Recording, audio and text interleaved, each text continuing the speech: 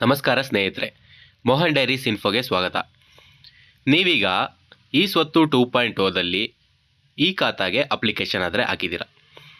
ಹಾಗಿದ್ರೆ ನಿಮಗೆ ಈ ಖಾತಾ ಯಾವಾಗ ಸಿಗುತ್ತೆ, ಈ ಖಾತಾ ಅಪ್ಲೈ ಮಾಡಾದ್ಮೇಲೆ ಎಷ್ಟು ದಿನಕ್ಕೆ ನಿಮಗೆ ಈ ಖಾತಾ ಸಿಗುತ್ತೆ, ಅಪ್ಲಿಕೇಶನ್ ಹಾಕಿದ್ರೆ ನೀವು ಅಪ್ಲಿಕೇಶನ್ ಕರೆಕ್ಟಾಗಿ ಹಾಕಿದ್ದೀರಾ ಅಥವಾ ನೀವೇನಾದರೂ ಅಪ್ಲಿಕೇಶನ್ ತಪ್ಪಾಗಿ ಹಾಕಿದರೆ ಏನಾಗುತ್ತೆ ಎಲ್ಲನೂ ಈ ವಿಡಿಯೋದಲ್ಲಿ ತಿಳ್ಕೊಳ್ಳೋಣ.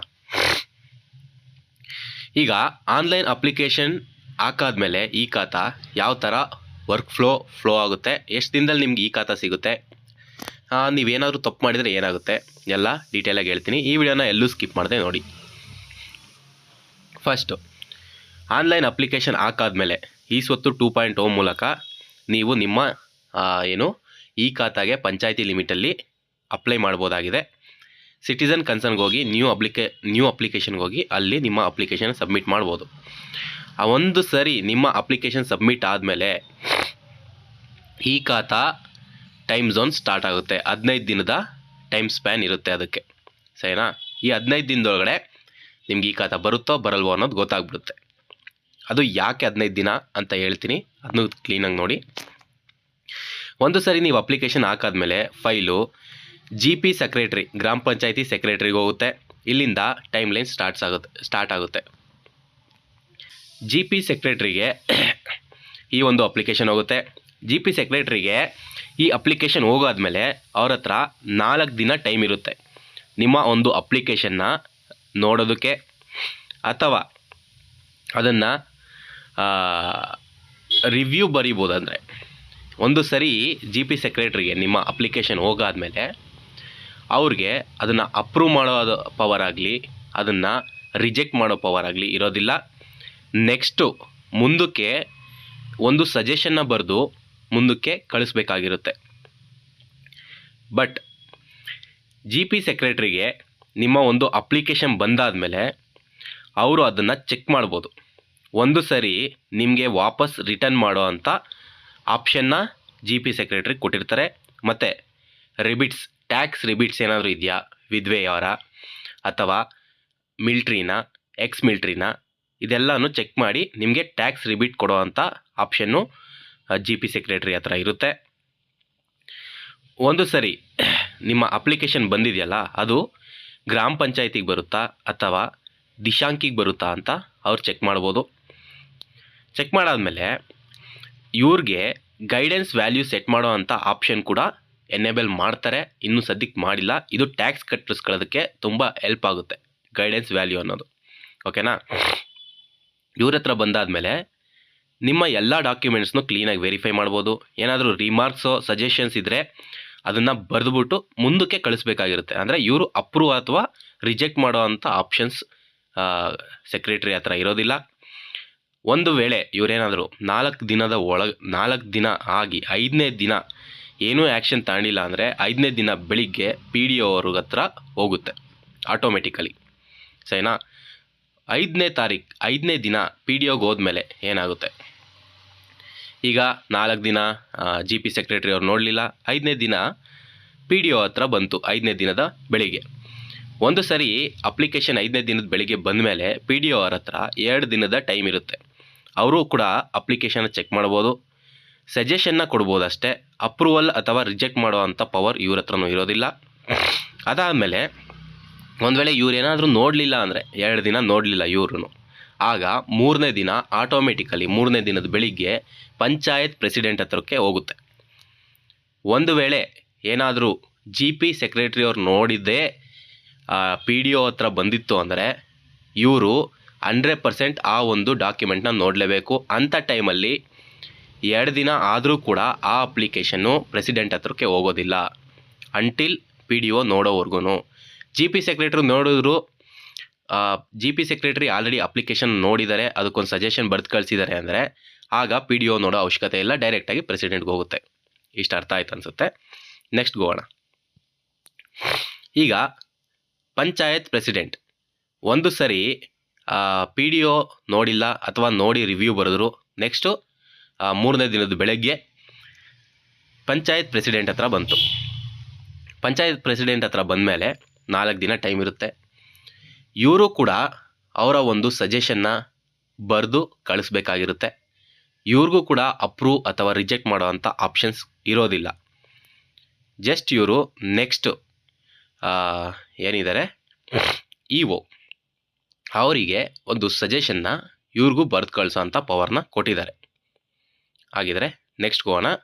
ಒಂದು ವೇಳೆ ಇವರು ಕೂಡ 4 ದಿನ ಏನು ನೋಡಲಿಲ್ಲ ಅಂದರೆ 5ನೇ ದಿನದ ಬೆಳಿಗ್ಗೆ ಇದು ಇಒಗೆ ಹೋಗಿರುತ್ತೆ.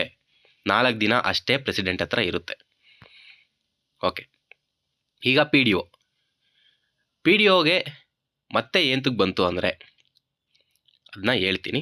ಆ್ಯಕ್ಚುಲಿ ಎಕ್ಸಿಕ್ಯೂಟಿವ್ ಆಫೀಸರ್ ಇಒ ಇವರೇನಾದರೂ ಒಂದು ವೇಳೆ ಇವರಿಗೆ 4 ದಿನದ ಟೈಮ್ ಕೊಟ್ಟಿರ್ತಾರೆ. ಈಗ ಸೆಕ್ರೆಟ್ರಿ ಹತ್ರ ಬಂತು, ಸೆಕ್ರೆಟ್ರಿ ನೋಡಲಿಲ್ಲ, ಪಿ ಡಿ ಒಗೆ ಬಂತು, ಪಿ ಡಿ ಒ ಅಂತೂ ನೋಡಲೇಬೇಕು, ಅದಾದಮೇಲೆ ಪ್ರೆಸಿಡೆಂಟ್ಗೆ ಹೋಗುತ್ತೆ, ಪ್ರೆಸಿಡೆಂಟ್ ನೋಡಲೇ ಇಲ್ಲ, ಆಮೇಲೆ ಇಒಗೆ ಬರುತ್ತೆ ಎಕ್ಸಿಕ್ಯೂಟಿವ್ ಆಫೀಸರ್ಗೆ. ಇವರು 4 ದಿನ ಟೈಮ್ ಇರುತ್ತೆ ಇವರಿಗೆ, ಇವರು ನೋಡಲಿಲ್ಲ ಅಂದರೆ ನೆಕ್ಸ್ಟ್ ವಾಪಸ್ಸು ಪಿ ಡಿ ಒಗೆ ಬರುತ್ತೆ. ಅದನ್ನು ಎಕ್ಸ್ಪ್ಲೇನ್ ಮಾಡ್ತೀನಿ. ಫಸ್ಟು ಪಂಚಾಯತ್ ಪ್ರೆಸಿಡೆಂಟಿಂದ 4 ದಿನ ಆಗಿ ಅವ್ರು ನೋಡಲಿಲ್ಲ, 5ನೇ ದಿನ ಬೆಳಿಗ್ಗೆ ಎಕ್ಸಿಕ್ಯೂಟಿವ್ ಆಫೀಸರ್ ಇಒ ಹತ್ರ ಬಂತು ಅಂದರೆ ಅವ್ರ ಹತ್ರ 4 ದಿನದ ಟೈಮ್ ಸ್ಪ್ಯಾನ್ ಇರುತ್ತೆ. ಈ 4 ದಿನದ ಟೈಮ್ ಸ್ಪ್ಯಾನ್ ಒಳಗಡೆ ಅವರು ಅದನ್ನು ಅಪ್ರೂವ್ ಅಥವಾ ರಿಜೆಕ್ಟ್ ಮಾಡ್ಬೋದು. EO is the supreme authority. ಇಲ್ಲಿ ಇಒನೇ ಅಪ್ರೂವ್ ಅಥವಾ ರಿಜೆಕ್ಟ್ ಮಾಡೋವಂಥ ಆಪ್ಷನ್ಸ್ ಇರುತ್ತೆ. ಅವರು ಇಒ ಎಲ್ಲ ರಿಮಾರ್ಕ್ಸ್ನ ಏನು ಕೊಟ್ಟಿದ್ದಾರಲ್ಲ, ಸೆಕ್ರೆಟರಿ ಇರ್ಬೋದು, ಪಿ ಡಿ ಒ ಇರ್ಬೋದು, ಪಂಚಾಯತ್ ಪ್ರೆಸಿಡೆಂಟ್ ಇರ್ಬೋದು, ಅದ್ರ ಮೇಲೆ ಇವರು ಅಪ್ರೂವ್ ಅಥವಾ ರಿಜೆಕ್ಟ್ ಮಾಡ್ತಾರೆ. ಒಂದು ವೇಳೆ ಏನಾದರೂ ಇವರು 4 ದಿನ ಆಯಿತು, 5ನೇ ದಿನದ ಬೆಳಿಗ್ಗೆ 4 ದಿನ ಆಯಿತು, ಇವರೇನು ಮಾಡಲೇ ಇಲ್ಲ,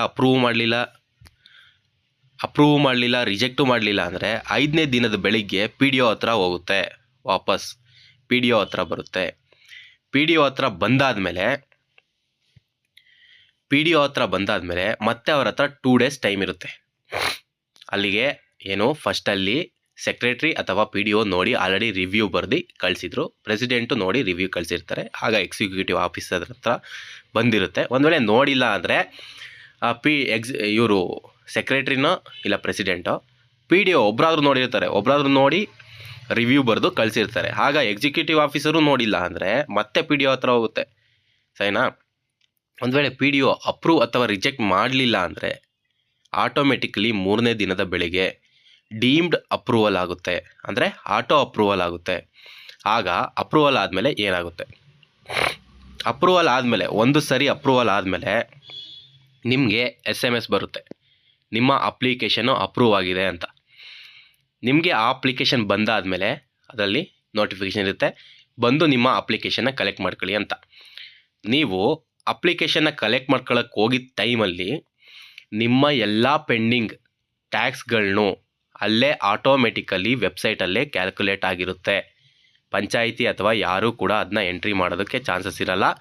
ಬಟ್ ಆ ಏರಿಯಾ ಇರುತ್ತಲ್ಲ ಅದನ್ನೆಲ್ಲನೂ ಮೈನಸ್ ಮಾಡಿ ಸ್ವಲ್ಪ ಕಮ್ಮಿ ಮಾಡೋವಂಥ ಚಾನ್ಸಸ್ ಇತ್ತು ಮುನ್ಸಿಪಾಲಿಟಿ BBMP ಒಳಗಡೆ. ಪಂಚಾಯಿತಿ ಒಳಗಡೆ ಯಾವ ಥರ ಅಂತ ಅದಿನ್ನೂ ಕ್ಲಾರಿಟಿ ಇಲ್ಲ. ಓಕೆನಾ? ಒಂದು ಸರಿ ಅದು ಜನ್ರೇಟ್ ಆಗಿ ನಿಮಗೆ ಮೆಸೇಜ್ ಬಂತು ಅಂದರೆ ನೀವು ಪಂಚಾಯತ್ ಹತ್ರ ಹೋಗಿ 50 ರೂಪಾಯಿ ಪ್ರಿಂಟಿಂಗ್ ಚಾರ್ಜಸ್ ಇರುತ್ತೆ. ಅದನ್ನು ಬಿಟ್ಟರೆ ನೀವು ಎಷ್ಟು ವರ್ಷದ ಟ್ಯಾಕ್ಸ್ ಪೆಂಡಿಂಗ್ ಇತ್ತೋ ಅದೆಲ್ಲನೂ ಕಂಪ್ಲೀಟ್ಲಿ ಕ್ಲಿಯರ್ ಮಾಡಿ ನಿಮ್ಮ ಒಂದು ಈ ಖಾತಾನ ಇಸ್ಕೋಬೋದು. ಅಂದರೆ ನಿಮ್ಮ ಒಂದು ಅಪ್ಲಿಕೇಶನ್ ಅಪ್ರೂವ್ ಆದಮೇಲೆ ನೀವು ಟ್ಯಾಕ್ಸ್ ಕಟ್ಟಬೇಕು. ಅರ್ಥ ಆಗ್ತಾ ಇದೆ ಅಂದ್ಕೊಳ್ತಾ ಇದ್ದೀನಿ. ಸರಿನಾ? ಇದೆಲ್ಲ ಆದಮೇಲೆ ನಿಮಗೆ ಈ ಖಾತಾ ಸಿಗುತ್ತೆ. ನೀವು ಟ್ಯಾಕ್ಸ್ ಎಲ್ಲ ಕಟ್ಟಾದಮೇಲೆ ಈ ಖಾತಾ ಸಿಕ್ಕಾದಮೇಲೆ ಇಲ್ಲಿಗೆ ಈ ಒಂದು ಪ್ರೋಸೆಸ್ ಕಂಪ್ಲೀಟ್ ಆಗುತ್ತೆ ಅಷ್ಟೇ. ಆ ನಂಬರ್ ಇಟ್ಕೊಂಡು ನೀವು ನಿಮ್ಮ ಪ್ರಾಪರ್ಟಿ ಬೈ ಮಾಡೋದಿರ್ಬೋದು, ಮಾರೋದಿರ್ಬೋದು, ಎಲ್ಲ ಪ್ರೊಸೀಜರ್ಗೂ ಆ್ಯಕ್ಟಿವ್ ಇರುತ್ತೆ. ನಿಮಗೆ ಆ ಅಪ್ಲಿಕೇಶನ್ ಸಿಕ್ಕಿದ ನೆಕ್ಸ್ಟ್ ದಿನವೇ ಹೋಗಿ ರಿಜಿಸ್ಟ್ರ್ ಬೇಕಾದ್ರೆ ಮಾಡಿಸ್ಕೋಬೋದು. ನಿಮಗೆ ಎಲ್ಲ ಅರ್ಥ ಆಯಿತು ಅನಿಸುತ್ತೆ. ಈ ಥರದ ಇನ್ಫಾರ್ಮೇಟಿವ್ ವೀಡಿಯೋಸ್ಗಾಗಿ ನನ್ನ ಚಾನಲ್ನ ಸಬ್ಸ್ಕ್ರೈಬ್ ಮಾಡಿ. ನನ್ನ ವಾಟ್ಸಪ್ ಗ್ರೂಪ್ನ ಲಿಂಕ್ ಡಿಸ್ಕ್ರಿಪ್ಷನಲ್ಲಿರುತ್ತೆ. ಮತ್ತು ಇನ್ನೂ ಒಂದು, ನಾನು ಆಗಲೇ ಹೇಳಿದೆ, ಏನಾದರೂ ತಪ್ಪಿದರೆ ಒಂದು ಸರಿ ವಾಪಸ್ ಕಳಿಸೋ ಅಂಥ ಪವರು ಯಾರಿಗೆ, ಎಕ್ಸಿಕ್ಯೂಟಿವ್ ಆಫೀಸರ್ಗೆ ಕೊಟ್ಟಿರ್ತಾರೆ. ಆಗಿರಬೇಕಾದ್ರೆ ಒಂದು ಸರಿ ಆ ಅಪ್ಲಿಕೇಶನ್ ವಾಪಸ್ ಬಂತು ಅಂದ್ಕೊಳ್ಳಿ, ಒಂದೇ ಸರಿ ಬರೋದದು. ಬಂದಾಗ ಅವರೇನು ರಿವ್ಯೂ ಕಳಿಸಿದ್ದಾರೆ, ನಿಮ್ಮ ಅಪ್ಲಿಕೇಶನಲ್ಲಿ ಏನು ತಪ್ಪಿದೆ ಅದನ್ನು ಕರೆಕ್ಟಾಗೆ ಸಾಲ್ವ್ ಮಾಡ್ಕೊಳ್ಳಿ. ನಾನು ಪೇಯ್ಡ್ ಸರ್ವಿಸ್ ಮಾಡ್ತಾಯಿದ್ದೀನಿ, ನಿಮ್ಗೇನಾದರೂ ಬೇಕು ಅಂದರೆ ಅದನ್ನು ಹೇಳಿ. ಮತ್ತೆ ಎರಡನೇ ಸರಿ ಕಳಿಸೋದಿಲ್ಲ. ಆಗ ಡೈರೆಕ್ಟಾಗೇ ರಿಜೆಕ್ಟ್ ಮಾಡೋ ಅಂಥ ಪವರ್ಸು ಜಿ ಪಿ ಸೆಕ್ರೆಟ್ರಿಗೆ ಇರುತ್ತೆ. ಅಂದರೆ ಅದರಲ್ಲಿ ಏನೋ ತಪ್ಪಿತ್ತು, ನಾವು ಕಳಿಸಿದ್ವಿ, ನೀವು ರಿವ್ಯೂ ಮಾಡಲಿಲ್ಲ, ಕರೆಕ್ಟಾಗಿ ಅದನ್ನ ಅಪ್ಲಿಕೇಶನ್ ವಾಪಸ್ ಕಳಿಸ್ಲಿಲ್ಲ ಅಂದರೆ ಅದನ್ನ ರಿಜೆಕ್ಟ್ ಮಾಡ್ತಾರೆ. ಆಮೇಲೆ ನೀವು ಮತ್ತೆ ಹೊಸ ಅಪ್ಲಿಕೇಶನ್ ಹಾಕಬೇಕಾಗುತ್ತೆ. ಓಕೆ, ಇಷ್ಟು ಅರ್ಥ ಆಯ್ತು ಅನಿಸುತ್ತೆ. ನನ್ನ ವಿಡಿಯೋ ನೋಡಿದ್ದಕ್ಕಾಗಿ ಧನ್ಯವಾದ. Thank you.